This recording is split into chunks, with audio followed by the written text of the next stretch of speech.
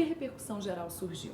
A repercussão geral surgiu com a Emenda Constitucional 45, em 2004, em que um constituinte derivado entendeu dar ao Supremo Tribunal Federal novos institutos, junto, por exemplo, com a súmula vinculante, para que o tribunal tivesse um papel maior como corte constitucional e tentasse resolver um problema que não era só do Supremo Tribunal Federal, mas do Poder Judiciário como um todo, que é de organizar, dar uma certa racionalidade aos trabalhos do tribunal. Então, os ministros do Supremo Tribunal Federal, a comunidade jurídica e aí o Congresso Nacional entendeu que o Supremo estava, assim como o Poder Judiciário, assoberbado com um número massivo, muito grande de processos que eram idênticos, que eram julgados um atrás do outro. Essa questão da FGTS foram julgados 100, 200, 60 mil casos idênticos nas turmas. E é claro que isso não fazia muito sentido. Existe um grande efeito importante que a repercussão geral traz, que é o chamado efeito multiplicador. Ou seja, possibilitar que o Supremo Tribunal Federal decida uma única vez e que a partir dessa decisão uma série de processos idênticos sejam afetados. Ou seja, o tribunal não precisa decidir 60 mil vezes o mesmo caso. Ele decide uma vez e essa decisão é multiplicada em outros processos semelhantes ou idênticos. De 2007 para cá, o ministro-presidente, o ministro César Peluso, informou numa recente palestra que a distribuição de feitos no Supremo Tribunal Federal diminuiu em 71%. Ou seja, um número realmente muito grande, uma diferença muito grande que já permite que, no final dessa década, o Supremo tenha se dedicado a temas realmente muito relevantes e tenha se ocupado menos de temas mais comezinhos, não tão prementes, não tão urgentes. Veja que em dados do Conselho Nacional de Justiça do ano passado, 2009, alertaram que tramitaram nas cortes de todo o país, na Justiça do Trabalho, na Justiça Comum, na Justiça Federal, cerca de 80 milhões de processos.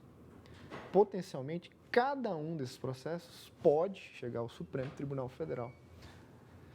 E é claro que não há corte que consiga julgar isso tudo ou lidar com esse tipo de números. Então, daí a necessidade de racionalizar o procedimento do Poder Judiciário e a organização dos trabalhos, não só do Supremo, como de todo o Poder Judiciário. O que é o plenário virtual do STF? O plenário virtual é um mecanismo tecnológico criado pelo Supremo Tribunal Federal para desonerar a pauta de plenário de julgamento. Os ministros do Supremo Tribunal Federal tiveram a excelente ideia de criar um plenário virtual em que eles pudessem deliberar sobre se determinadas questões ou matérias têm ou não repercussão geral num ambiente tecnológico, em que um ministro suscita se determinada questão tem ou não, e os demais ministros têm um prazo determinado, 20 dias, para votarem se há ou se não há repercussão geral.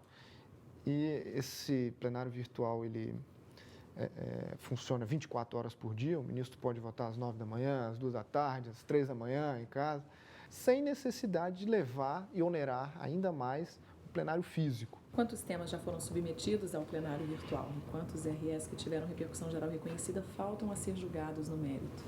Foram submetidas pouco mais de 300 questões constitucionais, temas constitucionais, sendo que desses apenas 92 tiveram a ausência de repercussão geral reconhecida. Ou seja, em 222 temas, o Supremo Tribunal Federal disse que havia repercussão geral e que era necessário pacificar o mérito.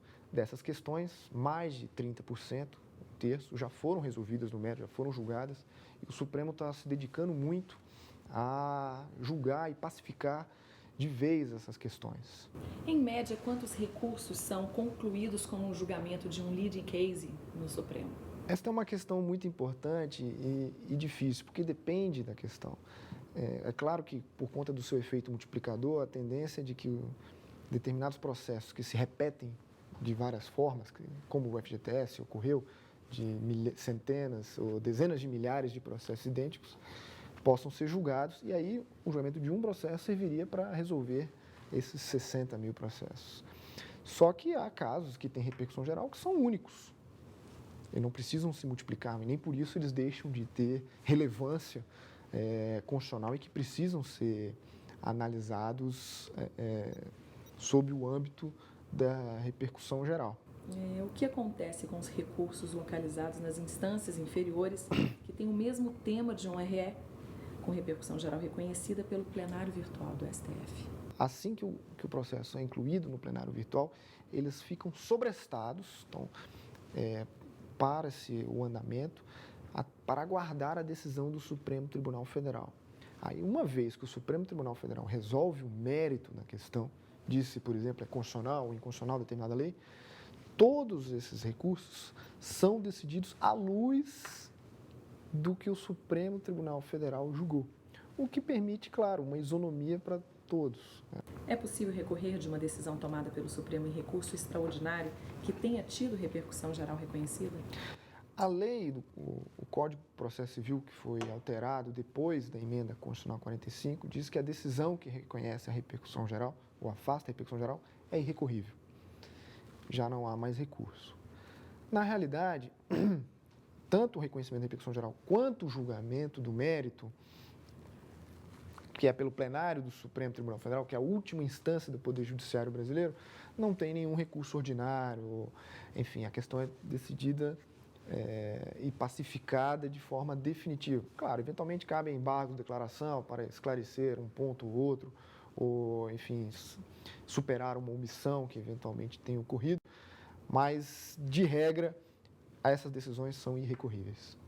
Quais são as boas práticas e as dificuldades percebidas até o momento com relação à aplicação de uma repercussão geral? As boas práticas, então, isso é bem interessante, surgindo no país inteiro. Então, os tribunais de origem, claro, têm que se adaptar, assim como o Supremo Tribunal Federal teve que se adaptar a essa nova mecânica da repercussão geral. E foi um salto qualitativo muito importante, porque os tribunais de origem passaram a prestar mais atenção sobre o que o Supremo Tribunal Federal estava decidindo, até para evitar um juízo de retratação, às vezes sobrestando não só os recursos, mas os processos antes disso, aguardando decidir. Se a decisão do Supremo tivesse prestes a ser proclamada, é claro que isso traz uma série de dificuldades. Nem sempre as partes entendem, mas por que o meu recurso não foi escolhido, foi o recurso do vizinho? Isso não implica que a parte também não possa se manifestar no Supremo Tribunal Federal, que sempre teve uma política muito aberta e cada vez mais transparente, de receber memoriais ou, inclusive, intervenção de amici curiae, que venham dar suporte, aumentar os argumentos. É muito comum que os ministros se ocupem dos memoriais na hora de decidir a questão da forma mais completa possível. Ou seja, o fato do seu processo ficar sobrestado na origem não quer dizer que você não possa participar da decisão do Supremo Tribunal Federal. Às vezes, por um memorial entregue de forma eletrônica tem sido muito eficiente e alertado os ministros de várias questões ou vários problemas que podem surgir do julgamento de um mérito da repercussão geral.